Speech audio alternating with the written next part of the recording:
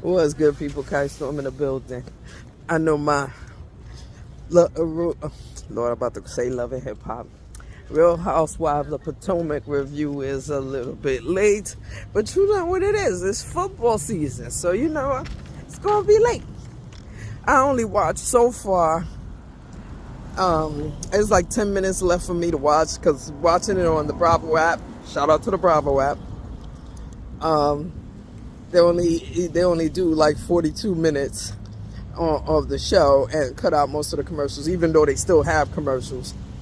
But it's still 10 minutes left to watch. But I wanted to take a minute to go ahead and document what I got so far.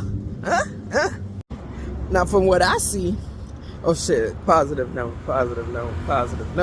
Girl, I ain't got one. Let's just get to the fucking, you know what I'm saying? Positive note is the fact that you are watching this episode and I'm talking to you. I'm alive, you alive, we both alive. But yes, this episode was very much about Karen. Definitely, so far as what I see, this is very much focusing on motherfucking Karen.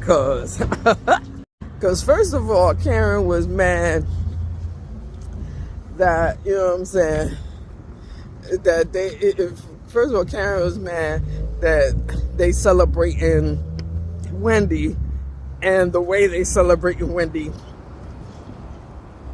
because according to her, all her celebrations were fuck shit. Then it was some kind of weird ass competition between Mia and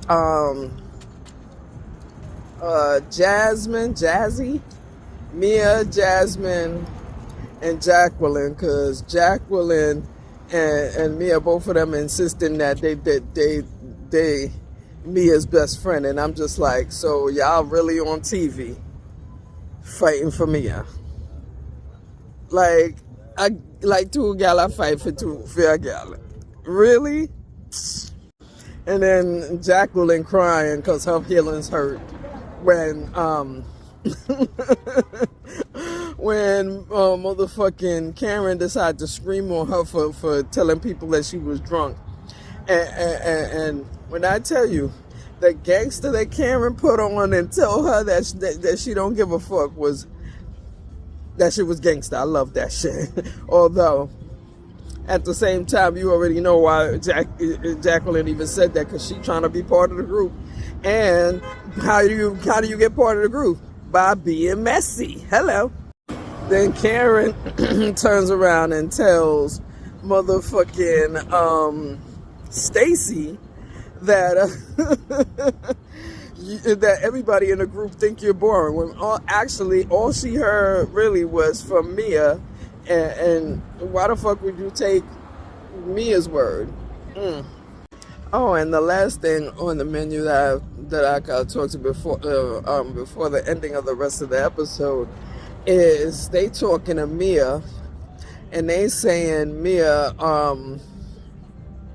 was explaining how she's still managing Gordon's finances, and she's keeping it up, and sometimes her and the kids and Gordon and Ink be under the same roof. Now me, I ain't believing none of that bullshit, because Mia is a liar. First of all, the fact that Mia is still on this thing trying to make us look like she got money with these extra ass people in the house, just crazy. First of all, if you had money, there wouldn't be no motherfucking bunk beds in the fucking house for grown ass people to sleep in bunk beds. That shit crazy. And Stacy killed me. Wait, was it Stacy? Yeah, Stacy killed me when she said that she'd been dying to sleep in a bunk bed. Dying to sleep in a bunk bed? No, something I understand that. Foolishness, that. Foolishness. But so far, this whole episode is giving Karen, and she hating on everybody. Dead ass. Moving on to the last piece of Real Housewives of Potomac, where all the ladies are in a boat and they're sitting around, and Stacy excuse me, Stacy is discussing, you know, her beef with with Ashley. And then Ashley overheard her and said, "Oh, why are you talking like that? And that's not what I said." And then they straighten that shit out because, you know, Stacey explained herself like, "Yo, I was mad because you make it seem like my husband is insignificant, and the fact is he's not insignificant yet." You know what I mean? But at the same time, Stacey, you putting up, you bragging, and you kind of posting about this dude, aka your boyfriend, aka a nigga you ain't fucking, who, and definitely this nigga don't want to fuck you. So, and the ladies heard about it, so they confused. But apparently she apologized to Ashley for snapping at her, and Ashley just said, "All right, moving on." And then they popped into the last scene, which was a little dinner where Mia invited some friends that she knows personally, and they sitting around at the table, and Mia tells them to tell people a funny story about them. And in the midst of one of the chicks telling a funny Mia story, Jacqueline jumps in and she's like, "Yeah," because apparently in the Mia story homegirl was telling, she was like, "Oh, I met her when she just married G." And Jacqueline jumps in and was like, "Oh yeah, I known her before that." And it's like it's a competition and nobody at the table understands what this fuckery ass. Oh shit, her hair's pretty nice. I love people with locks in their hair and they take care of their shit. That shit's pretty nice. But anyway, yeah, it was like a competition and shit, and it's like, why the fuck is y'all competing over Mia? And the last thing that happened, which really makes Mia look messy and more of a fucking liar, because again, I don't believe shit she say. Mia, even though it was Mia and her friend,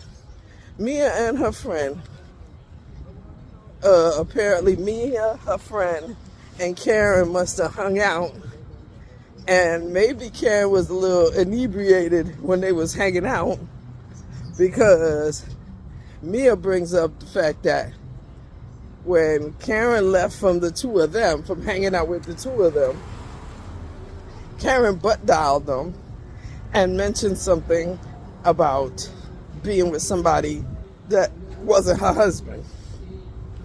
Do I believe Mia and her friend? Absolutely not. That's a bitch that gotta come with receipts. Fuck her, fuck whatever she say. Everything she say gotta come with a receipt. You know what I'm saying? And yes, the part of the show is to be messy. Part of the show is to, talk shit about each other. But again, nothing Maria says, and I do mean nothing Mia says, can be marked as true. Fuck that. Fuck that. You know what I'm saying? Fuck that. All in all, the episode was pretty messy. You know what I'm saying? And I look forward to more mess.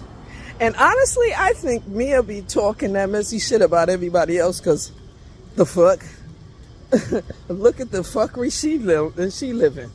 Talking about she sort of cohabiting with her man and her husband and taking care of his bills, and they washing his clothes and all kinds of fuck shit going on in that section. So of course she want to deflect from herself. You know what I mean? That's just it. Now, the real question is, what the hell is coming up reality show wise? Oh yes, Love and Hip Hop, Miami. It should be coming up. I think it would, matter of fact, it's supposed to come on Mondays. And other than that, it's gonna be a dry week, huh? Shit. Either way, you know me, I'll be here. And whatever I got to say about these streets, I'll make sure and let you know. Anyway, like and subscribe, of course. Spread the word, tell a friend, help me grow my channel. And definitely get a copy of my book, That One Voice, Revised Edition. And while I mentioned that book, please know that that's not the only book I wrote. I've actually written others. You should look me up on Amazon. Kai Storm. Check out my books, and definitely, subscribe to the podcast channel that is attached to this channel. On that note, it's been let's get it started Monday. And we're gonna keep it going. I'm your girl Kai Storm. This is my Popular Opinions channel. Thank you for being here.